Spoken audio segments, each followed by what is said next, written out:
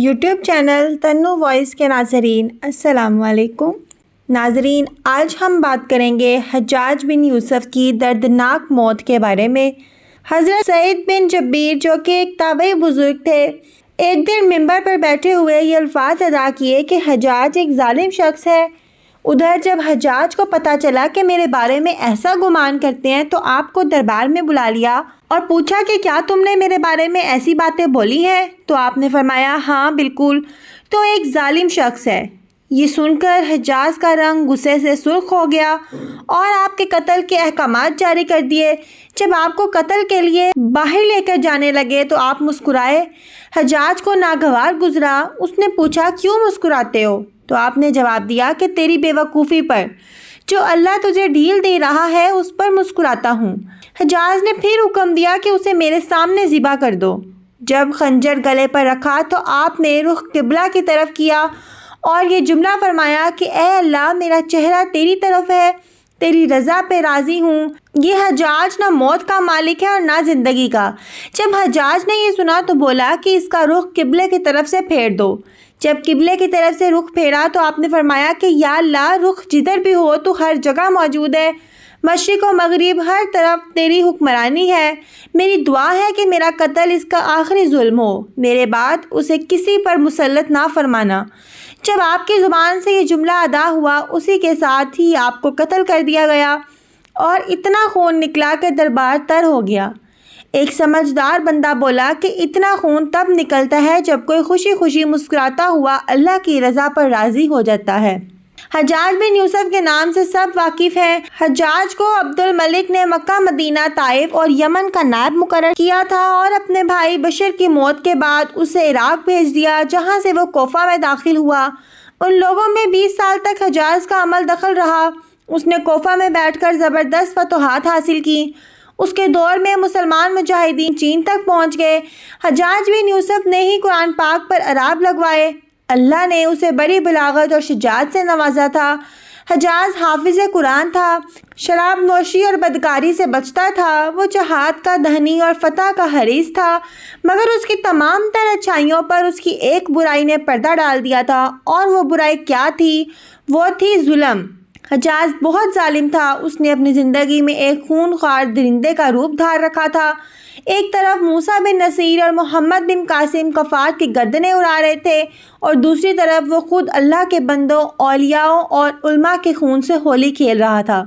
حجاج نے 1,20,000 انسانوں کو قتل کیا۔ اس کے جیل خانوں میں 11 دن میں 80,000 قیدی ایک وقت میں ہوتے، جن میں سے 30,000 عورتیں تھیں۔ اس نے جو آخری قتل کیا وہ عظیم تابعی اور زاہد و پارسا انسان حضرت سعید بن جبیر رضی اللہ تعالیٰ عنہ کا تھا۔ انہیں قتل کرنے کے بعد حجاج پر وحشت سوار ہو گئی۔ وہ نفسیاتی مریض بن گیا تھا۔ حجاج جب بھی سوتا، حضرت سعید بن جبیر اس کے خواب میں آ کر اس کا دامن پکڑ کر کہتے کہ اے دشمن خدا، تو نے مجھے کیوں قتل کیا؟ میں نے تیرا کیا بگاڑا تھا؟ جواب میں حجاج کہتا ہے کہ مجھے اور سعید وہ کیا ہو گیا ہے۔ اس کے ساتھ حجاج کو وہ بیماری لگ گئی جسے زم حریری کہا جاتا ہے۔ اس میں سخت سردی کلیجے سے اٹھ کر سارے جسم پر چھا جاتی ہے۔